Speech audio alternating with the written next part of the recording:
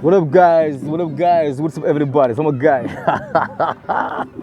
Yeah, before going faster, allow me to introduce myself again. I go by the name of Malachon, and I'm from Senegal, West Africa, Rio City, my town. I'm from the SOOD. I'm from the hood. Yeah. But sama gars yi tey li may wax je vais parler de Dip et de Ngaaka. Waaw sama gars yi waaw Dip bi waaw ak Ngaaka waaw parce que temps yi moom clash bi mi ngi fi quoi fësaluñu ko trop mais ay pic la ñuy sànnante depuis bii Ngaaka génnee ba léegi. mais nañ sàmm golo gi quoi golo gi dañ ko sàmm quoi parce que ñoom ñëpp dañuy dafa mel ni daal bu ma lamb bi léegi dafa yàgg quoi il faut ñu ñëwee maanaam tey jii kenn jëkk a dóor tu vois il faut ñu ñëwee parce que ñu ñëw rek di cokkaas ay face à face mais nañu bëree ñoom ñaar nañu bëree waaw parce que ñoom ñaar amoon nañ bif gaa naan dañoo jote boobu consommé wuñu ko après si moo oo leen ci benn concert jubaale leen tu vois léegi ñu jubóo la ñu génnaat dama ni Balla Gaye Modou Lô quoi dañu naan jubóo lañ mais dañuy Barça rek Dip ak Ngaaka mooy Barça merci Barça kii Real wala Messi Chris quoi dañuy kii nii mais comme rivalité bi dafa am léegi li gën a grave mooy Dip si interview bi xam nga dafa ne woon dugg jeel ba di jooy ñoo di gangster si koñ dugg jeel ba di jooy Ngaaka gis si boppam Saint-Ville ñëw ci biir game Ngaaka moom ne nga dama dugg jeel di jooy mais c'est pas méchant Saint-Ville mais après Dip dafa off quoi Dip dooraatul ay pic quoi mais Ngaaka dafa ñëwaat Ngaaka dafay sàrde fan yi parce que Ngaaka dañ ko ne si jóo mu toog a ñoom matadi mu ne nga gëmloo job bi gëmloo jeunesse bi job te Amadou Sall moo lay financé ah Saint-Ville doomu président Amadou Sall moo lay financé parce que foofu punch bi dafa nice dana ko nga dugg jël ngay gëmloo jeunesse bi job te Amadou Sall moo lay financé mais Ngaaka waxul Amadou Sall dana nga gëmloo jeunesse bi job te ki lay financé Amadou Sall dafa jëf Amadou Sall bi la jël def Amadou Sall bind punch bu nice def foofu noonu quoi yéen a am seen punch boobu dafa rafet léegi man je m'attends à la réaction de Dip mais problème bi mooy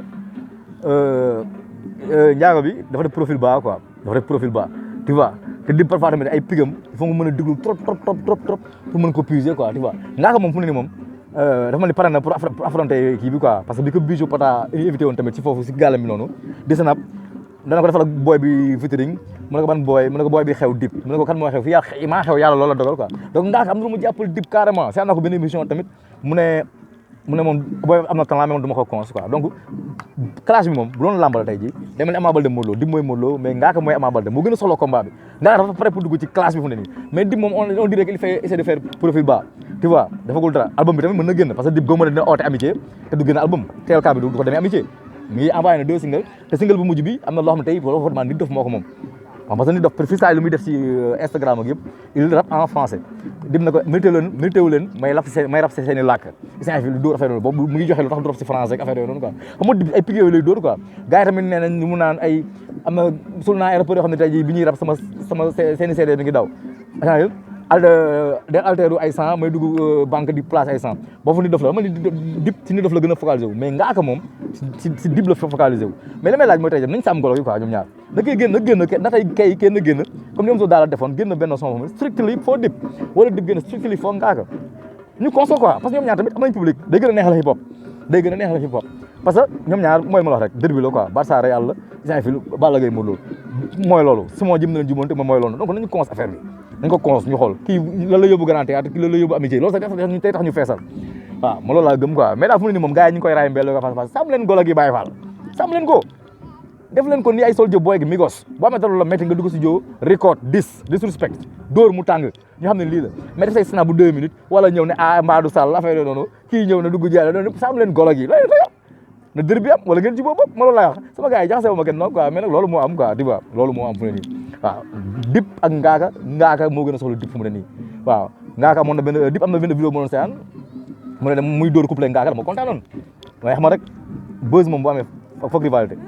hip hop lu ñu mën a wax moo ngi làmbayam fa nga am background te def ay rivalité loolu moom bul sonn quoi ba ci label bu gars yi suwee rek foog moom sa booy moo la mën da ngeen dem ba yéen ñaar doon am problème sax mais gars yi ñoo leen di bàyyi parce que waa milieu làmb ak ay milieu rap moo demee noonu foog moom ay bif foog moom ay clash ay xos yi day am par force léegi nag reste à savoir ndax gars yi ñoom dañuy sàmm golo gi wala dañuy toogaat def seen piku snap bi bàyyi leen piku snap bu 2 minutes yeeg 1 minute yi na leer sàmm leen golo gi bàyyi faal ñu xam voilà loolu laa gis de man loolu laa gis jaxasewu ma kenn nag mais tamit that's hip hop you know what I'm saying def ni Hakill defoon quoi reptile bitches ñu xam ne moom la Omzo daal teel kaa teel gañ teel ay gaaw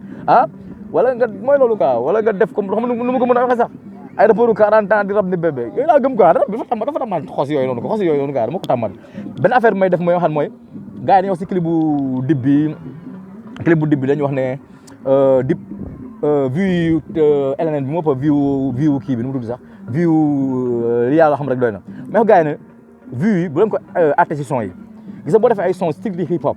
yoo xam dafa dëgër dafa kii nii gars yi snap ak gel yi am portable yu baax yi du ñu aimé ñoo xamuñu loolu ñoom ay son yu mel ne me and you ay neema waaw yooyu noonu ay neena waaw ñoom yooyu la boy yi bëgg moo tax bu leen comparé vue yi foofu noonu quoi tu vois parce que am na son yooyu génn yu xaat nii consommateur de rap yi rek ko koy déglu quoi mais bu dee da nga bëgg comme ça ay vue nag def comme Mbaye Samba Peuzzi pour la arrêt do boo jógee si pour la arrêt do indi mami xam nga Cheikh mami après indi Samba Peuzzi moom fu ne ni moom rap bu dëgër bi lu mën na ko fàtte moom fu ne moom day lu muy dóori ci fausse yi am kii la lay def tu vois non noonu demoon donc di bëgg ngaaga saam leen golaga lu entre parenthèse la woon saam leen golaga mu leer ngeen dugg moo gën kii nekk si jóom mata di wër ko muy wax wala dib nekk si benn son boobu sànni benn kii nii mais li ma gën a bëgg mooy ngaaka moo solo clash fu mu ne parce que ngaaka kay sànni dib waaw ñu xool nag riposte bi ndax dib